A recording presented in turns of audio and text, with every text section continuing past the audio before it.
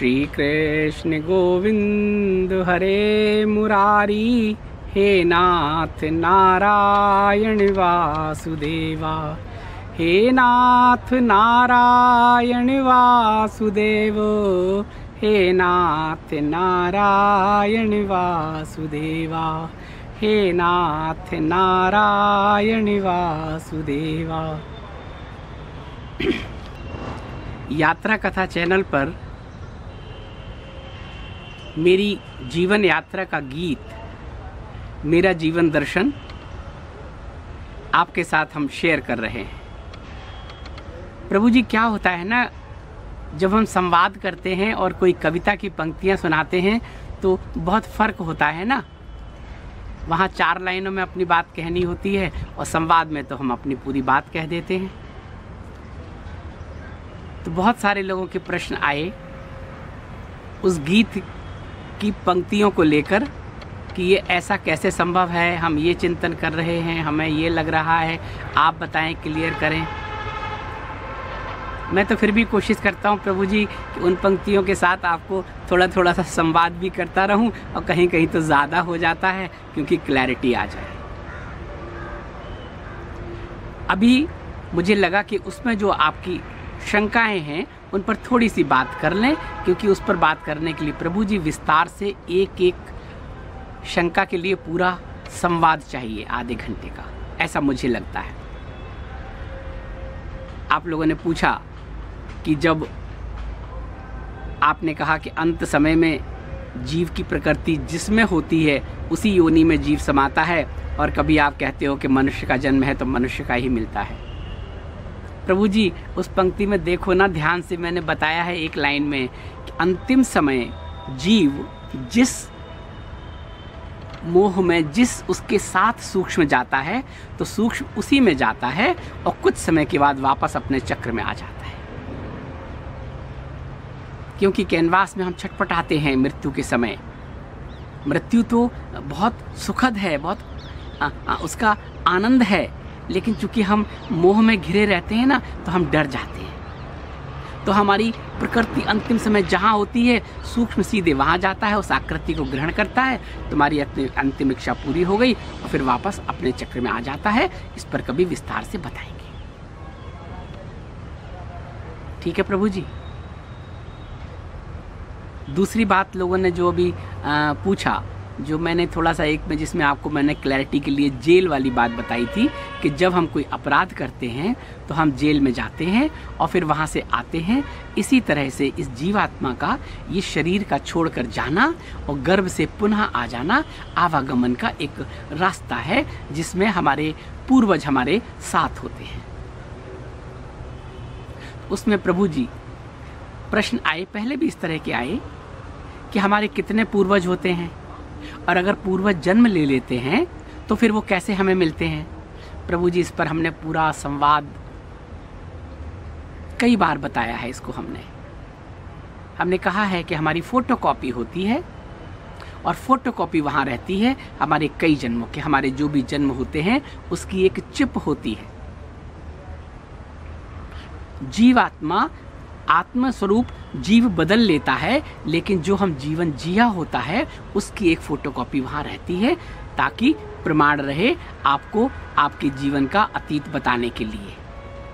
और वो जो जीवात्माएं होती हैं उसे कारण शरीर कहते हैं, वो एक तरह से फोटोकॉपी होती है, वो संचालित करती है एक एक जीवन का। वो कहती है कि कैसे कैसे ऊपर उठना है, कहाँ जाना है। और अभी तो मैंने आपको उस रहस्य के बारे में जो मेरा चिंतन है बताया ही नहीं है कि कितने लोक होते हैं और हम जीव की क्या प्रकृति होती है, तब हम किस लोक में जाते हैं। अधोगति होती है या ऊर्ध्वगति होती है। महाभारत में आपने पढ़ा होगा, सुना होगा कि जब कृष्ण ने अपना विराट स्वरूप दिखाया तो एक समय वो अर्जुन को उस लोक में ले गए जहाँ उनके सारे पूर्वज थे। उन्होंने देखा ही तो सारे मेरे पूर्वज हैं, मेरे दादा हैं, मेरे बाबा हैं, मेरे पिता हैं, मेरे परदादा हैं, सबकी फोटोकॉपी थी प्रभु जी। इसका मतलब ये नहीं कि सब वही हैं, कई उनमें से जन्म ले चुके होते हैं। और जो जन्म नहीं लेते वो भी वहाँ होते हैं, इंतज़ार करते हैं, और जो जन्म ले लेते हैं वो दूसरे शरीर में आ जाते हैं, लेकिन उनकी फ़ोटोकॉपी वहाँ रहती है और अर्जुन ने उसको देखा था। तो ये बात है प्रभु जी। इस पर कभी विस्तार से चर्चा करेंगे प्रभु जी कि ये जीव जब इस शरीर को छोड़कर चाहता है तो उसका जो कार्मिक अकाउंट है, उस कार्मिक अकाउंट के हिसाब से कभी वो सुरंग से उस दरवाजे तक पहुंचता है और कभी यहीं से वापस आ जाता है, और फिर वो प्रेत योनि, प्रेत आत्मा के रूप में रहता है। और वहां जाने के बाद भी उसका कार्मिक अकाउंट तय करता है कि उसको पूर्वज जो उसके साथ होते हैं, एक चेन है पूरी हर व्यक्ति की, हर जीवात्मा की, एक ग्रुप है, एक है, फिर परिवार है, फिर बड़ा परिवार है, फिर सदगुरु है, फिर देवता, फिर जहां से जहां तक। तो वो जब लेने आते हैं तो उनका ये निर्णय नहीं होता है कि तुम मेरे ही पास आ जाओ, वो तो आपको स्वागत करने के लिए आते हैं और फिर विदाई देने के लिए आते हैं कि जाओ। हम कार्मिक अकाउंट के हिसाब से उस लोक में जाते हैं। और गर्भ का चुनाव भी हम खुद ही करते हैं कि कार्मिक अकाउंट होता है कि ये लेना है, ये देना है, और अंत में तो ज़ीरो बैलेंस करना है, जो प्रकृति का नियम है, जो पूरा युग है, जो पूरा चक्र है, उस चक्र के बाद तो हमें ज़ीरो ही होना है। तो इसलिए हम फिर पुनः आ जाते हैं। ऐसा है प्रभु जी। एक ये भी प्रश्न आया प्रभु जी कि आपने जो जेल जीवन के बारे में बताया है ना, उससे किसी को बहुत कष्ट हुआ, क्योंकि उनके परिवार में किसी को जेल की यातना सहनी पड़ी बिना किसी अपराध के। प्रभु जी वो तो 4 पंक्तियों का एक उदाहरण दिया था, मुझे पता है प्रभु जी। उन्होंने कहा कि आप कभी जेल गए होते तो आपको पता चलता, आप तो गए नहीं है। प्रभु जी मैं गया हूँ, मैं रहा हूँ जेल में, मैंने वहाँ के लोगों का जीवन बहुत करीब से देखा है। और अभी नहीं, 77 के आसपास, आपको याद होगा उस समय इमरजेंसी में टीचर्स का एक आंदोलन हुआ था और बहुत सारे हमारे देश भर के शिक्षक जेल में चले गए थे। और मैं उस समय मथुरा में पढ़ता था और हमारे प्रिंसिपल, उनका नाम था कन्हैया लाल गुप्त, बहुत अच्छे संत प्रकृति के प्रभु जी। मुझे तो इतना लोगों का प्रेम मिला है पढ़ाई के दौरान भी, और बाद में अपने पूर्वाश्रम के दौरान भी, और अपने प्रोफेशन के दौरान भी। सबने मुझे बहुत प्रेम किया है प्रभु जी। तो वो प्रिंसिपल जो थे, उन्होंने उसका विरोध किया, आंदोलन किया, तो उनको मीसा में अरेस्ट कर लिया गया था। और चूंकि हम उनके साथ थे, गुरु और शिष्य का तो संबंध होता है, वो मेरे शिक्षक गुरु थे, तो मुझे भी उन्होंने उनके साथ जब लिए ने तो मुझे भी पकड़ लिया। मेरा तो कोई अपराध नहीं था, मैंने तो कुछ ऐसा किया नहीं था, लेकिन मुझे DIR में उन्होंने बंद कर दिया और मैं जेल में रहा। ये प्रभु की बड़ी कृपा रही कि उन्होंने मुझे जेल जीवन को देखने का अवसर दिया बहुत नज़दीक से। प्रभु जी हमें पता है जेल में बहुत सारे लोग बिना किसी अपराध के वहाँ पहुँच जाते हैं, और बहुत से लोग तो बिला वजह जब पहुंच जाते हैं, उन्हें लगता है कि मैंने तो कुछ किया ही नहीं, लेकिन ये समाज की व्यवस्था, हमारे नियम, हमारे कानून, वहाँ तो सबूत चाहिए, और चूंकि सबूत नहीं थे इसलिए मुझे यहाँ आना पड़ा। हम अपनी सफाई दे नहीं पाए, हम अपने सबूत सही तरीके से न्यायपालिका में रख नहीं पाए। और कई लोग तो प्रभु जी उसमें इतने अंदर से वो हो जाते हैं कि वो लौट के आने के बाद सचमुच अपराधी बन जाते हैं। और बहुत से लोगों को बहुत कष्ट और यातना सहनी पड़ती है बिना किसी अपराध के। तो प्रभु जी इसमें एक बात मान लीजिए कि जाने अनजाने कुछ तो हमारे ही कर्म थे जिसकी वजह से हम गए। उस अपराध जो हमने नहीं किया है और हमें जेल जाना पड़ा, ये तो एक बहाना है प्रभु जी, लेकिन कुछ तो हमने किया है जिसकी वजह से हमें ये यातना सहनी पड़ी। एक व्यक्ति बिना किसी अपराध के जब जेल में चला जाता है, उसके परिवार का, उसके परिजनों का, लोक लाज का, सामाजिक व्यवस्था में, समाज में उसकी प्रतिष्ठा का कितना बड़ा फर्क पड़ता है प्रभु जी। वो भी भोग है प्रभु जी, जाने अनजाने कुछ तो हमसे हुआ है। और ये चीज़ें हम जो कह रहे हैं वो तो अनुभव की बात कर रहे हैं प्रभु जी। ज़रूरी नहीं है कि ये सब सत्य हो जो हम आपसे बात करते हैं, ये तो हमारा चिंतन है, हमारा अनुभव है। और कहाँ से आया? ये संत महात्माओं के सानिध्य से आया। प्रभु जी कथाओं में भी सुना होगा, पूर्णमासी को ज़्यादातर लोगों के घरों में सत्यनारायण की कथा होती है। तो आपने देखा है उस वणिक को, उस वैश्य को जिस पर बड़ी प्रभु की कृपा होती है, धन धान सब कुछ हो जाता है, लेकिन उसके टेस्ट होते हैं और वो टेस्ट में फेल होता जाता है और उसको उसका दंड भी मिलता है। जब वो दामाद के साथ अपना सब व्यापार करने के लिए जाता है और सब व्यापार कर लेता है और उसका कुछ टेस्ट में फेल हो जाता है, तो आपने देखा है कि राजमहल के पहरेदार उसको लेके आ जाते हैं कि कोई हार रानी का गायब हो जाता है, उस पर आरोप लगता है और उसको लाके जेल में बंद कर देते हैं दोनों को प्रायश्चित करने के लिए। अब वो कहेंगे दोनों के मेरा तो कोई अपराध ही नहीं है, मैंने तो हार को चुराया ही नहीं है, लेकिन मेरा सामान भी जब्त हो गया और हार मेरी नाव में कैसे आ गया, मैंने तो किया ही नहीं। लेकिन प्रभु जी वो एक बहाना था, क्योंकि उससे पहले उसने कोई संकल्प लिया था और संकल्प लेके विस्मृत कर दिया था, ईश्वर को विस्मृत कर दिया था, तो उसको दंड देने के लिए, सबक लेने के लिए उसको जेल के अंदर जाना पड़ा। और जब उसने प्रायश्चित किया कि प्रभु अब जो भी गलती हो गई मुझसे, जाने अनजाने जो अपराध हुआ है ना, अब मुझे क्षमा करो प्रभु जी, तो प्रभु तो इतने हृदय उनका इतना विशाल है, वात्सल्य है, प्रेम है, करुणा है, बहुत जल्दी पसीज जाते हैं। जरा भाव से उनको बुला कर तो देखिए। और प्रभु जी जैसे ही उसका प्रायश्चित का भाव हुआ, जैसे ही उसका प्राण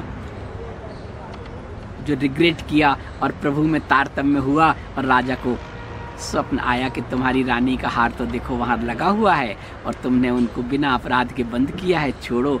उन्होंने छोड़ा और फिर क्या किया, मल्टीप्लाई करके उसके धन को उसे वापस दिया।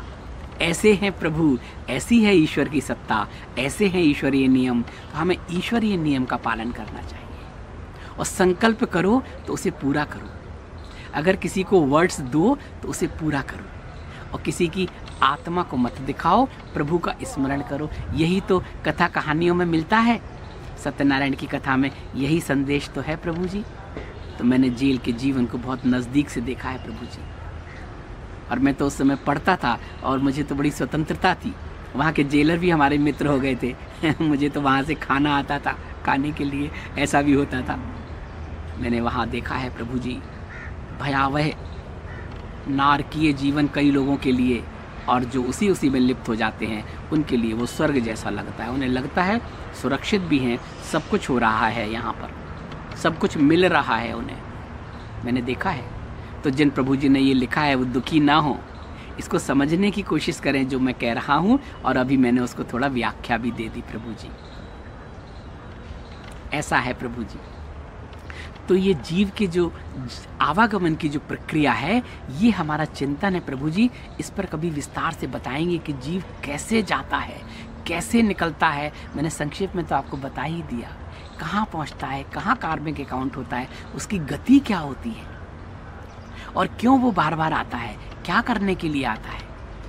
अगर वो स्वतंत्र है और उसे याद तो रहता नहीं है। ये भी पूछा है एक प्रश्न में कि अगले जन्म में अगर कौन क्या होगा हम कैसे पहचानेंगे। हमने लिखा था ना, प्रारब्ध उदय होते ही जीव गर्भ में आ जाता लेना देना पूरा करने के लिए, और कभी मित्र कभी शत्रु, हम कैसे पहचानेंगे। प्रभु जी पहचानने की ज़रूरत ही नहीं है, वो तो मानने की चीज़ है। मानो तो मानो, नहीं तो मानो, यही एक जन्म है। इसके बाद क्या होगा हमें नहीं पता। कौन किस रूप में हमें मिला है और किस रूप में हमारे साथ था हमें नहीं पता, सबको नहीं पता होता है। तब क्या करना चाहिए, वर्तमान में जिए, केवल और केवल एक उद्देश्य, भगवान को स्मरण के साथ, किसी की आत्मा को कष्ट ना पहुँचे हमसे, किसी का जी ना दुखे हमसे, बस। और कोई आ भी गया, मान लो मेरे पिता मेरे पुत्र होके मेरे ही परिवार में आ गए और मेरे साथ तो ऐसा एक अनुभव है प्रभु जी, लेकिन वो अभी मैं शेयर नहीं कर रहा हूँ। मेरी जो जीवन यात्रा आप देखेंगे, मेरी जन्म से अभी तक की कहानी, उसमें एक पूरा प्रसंग ऐसा ही है।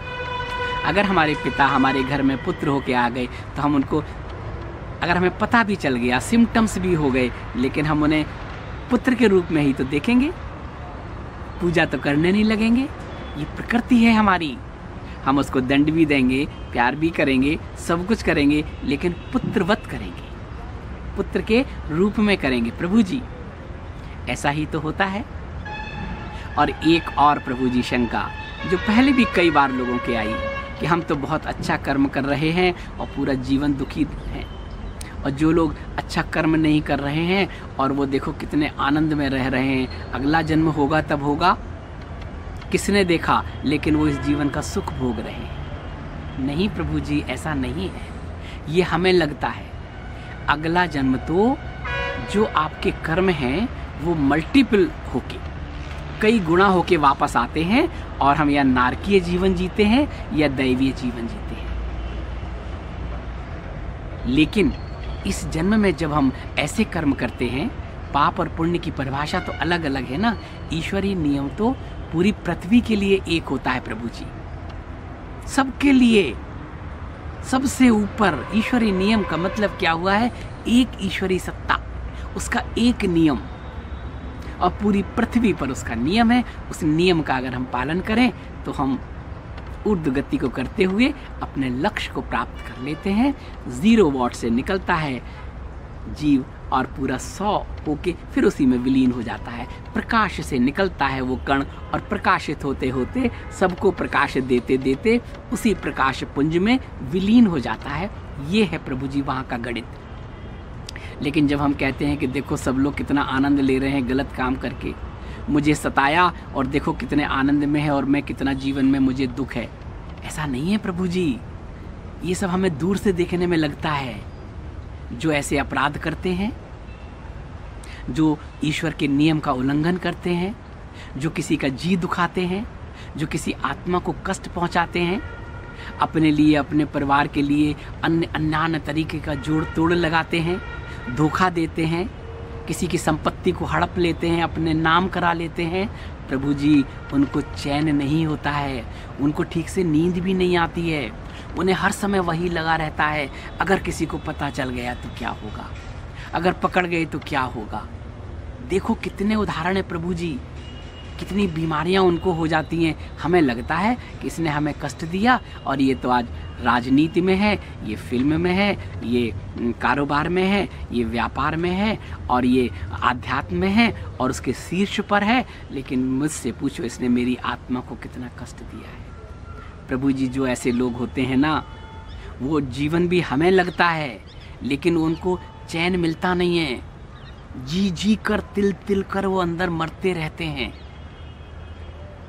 हमने देखा है, हमने लोगों से बातें की हैं प्रभु जी, लेकिन उसको छुपाने के लिए, उससे जो उनका कद बढ़ जाता है उस कद को मेंटेन करने के लिए जोड़ तोड़ करते हैं, पावर और पैसे का इस्तेमाल करते हैं। लेकिन उसकी जब अति हो जाती है, प्रभु तो इतने दयालु हैं, वो हर नियम के विरुद्ध कार्य करने पर आपको अवसर देते हैं, सुधर जाओ, प्रायश्चित कर लो, चलो तुमको ये मिल गया, अब तुम प्रायश्चित कर लो, जिसको तुमने कष्ट दिया है उसको तुम और ज़्यादा तरीके से उसके साथ अब प्रेम कर लो, न्याय कर लो।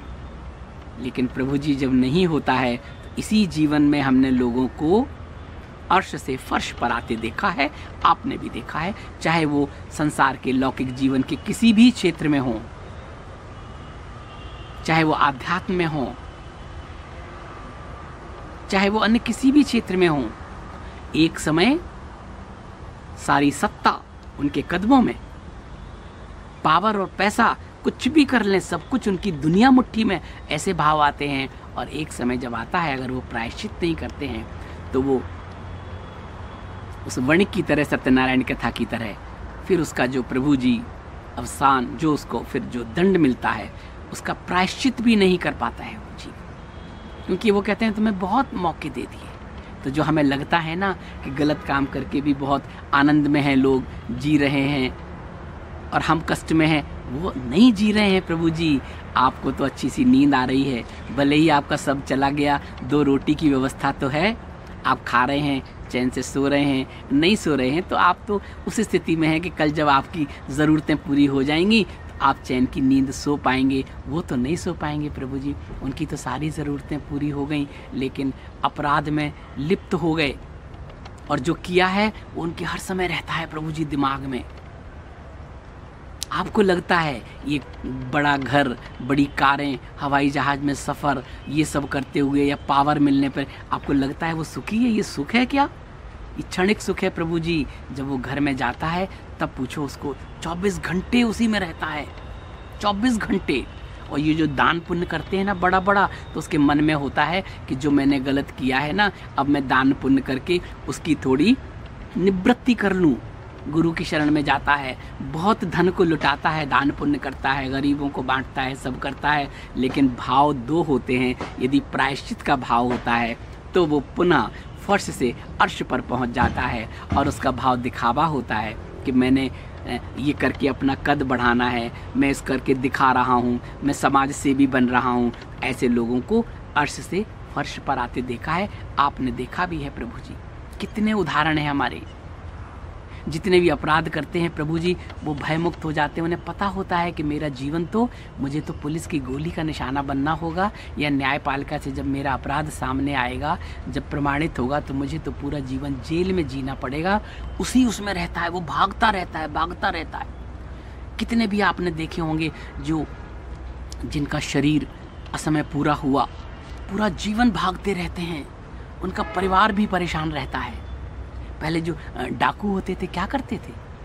कुछ किया, उनके साथ कुछ गलत हुआ तो बीहड़ में चले गए, उन्होंने कुछ गलत किया तो बीहड़ में चले गए। दोनों ही स्थिति में वो अपराध की दुनिया में चले गए।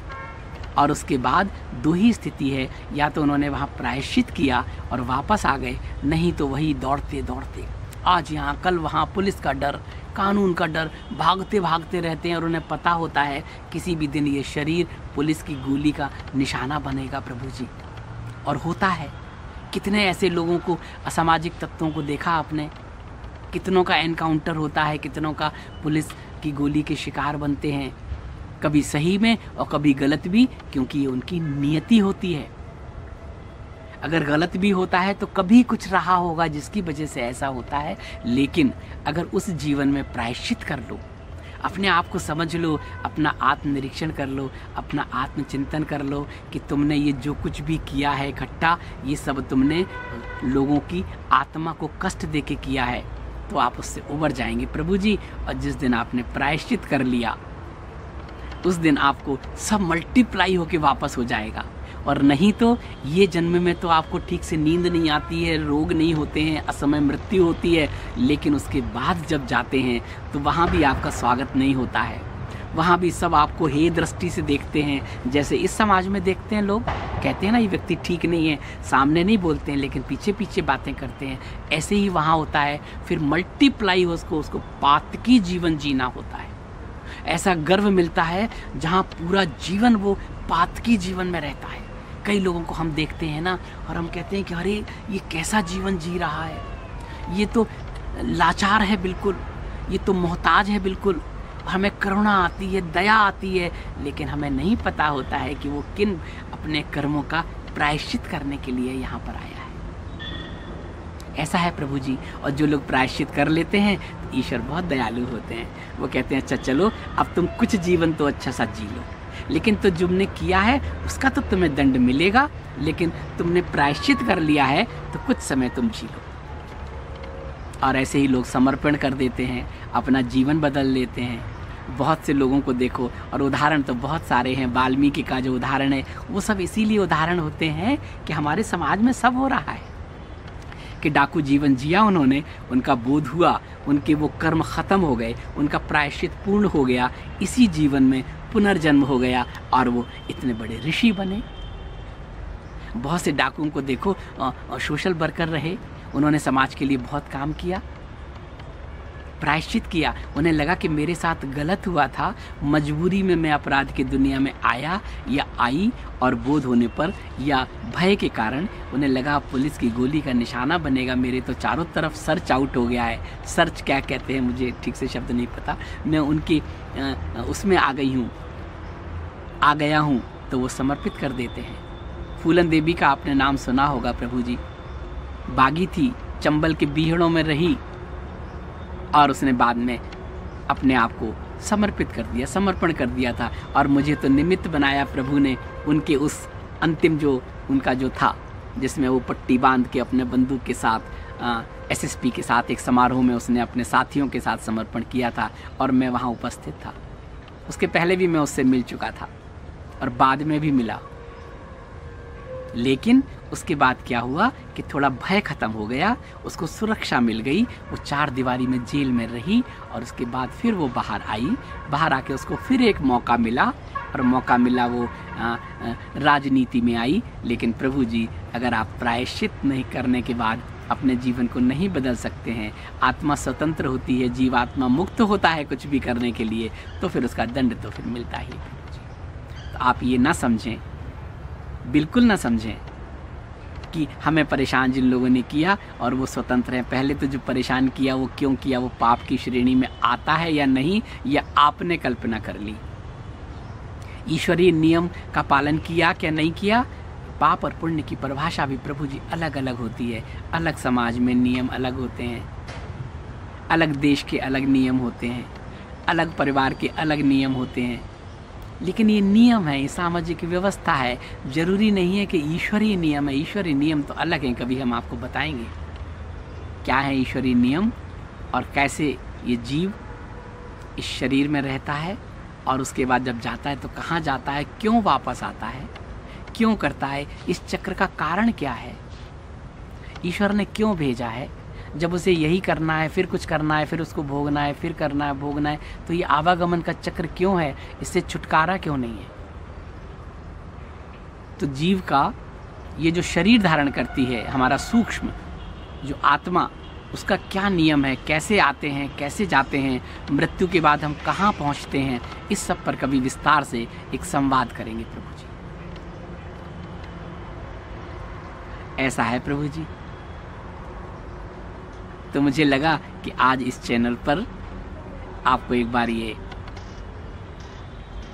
आपकी शंका भी दूर कर देते हैं और इस बहाने एक संवाद भी हो जाता है प्रभु जी। इसीलिए तो हम कहते हैं कि आप हमें यात्रा कथा 77@gmail.com पर अपने सुख और दुख दोनों शेयर करें। शायद आपको कहीं शांति मिले, शायद आपका वो दूर हो, शायद आपको जो पूर्वाग्रह है, शायद उस पूर्वाग्रह से आप बाहर निकल सकें। लेकिन प्रभु जी, जितना जन्म सुखद होता है, मृत्यु उतनी ही सुखद होती है, बशर्ते आप उसका स्मरण तो करें, आप उससे प्रेम तो करें। मृत्यु से प्रेम करके देखें तो वो तो आपका स्वागत करेगी जब काल आएगा। सब कुछ प्रभु जी सोच से है। तो हम शरणागत रहें इस 1 वर्ष में, इस संधि काल में। तो हम कुछ जो हमने आपको बातें बताई हैं, हम उसका पालन करें। हम सात्विक रहने की कोशिश करें, हम शुद्ध रहने की कोशिश करें। हम कोशिश करें इस 1 वर्ष में हम किसी का जी ना दुखाएं, किसी की आत्मा को कष्ट ना दें। अगर हो सके तो किसी एक को हम सहारा दे सकें, अगर हम सक्षम हैं तो।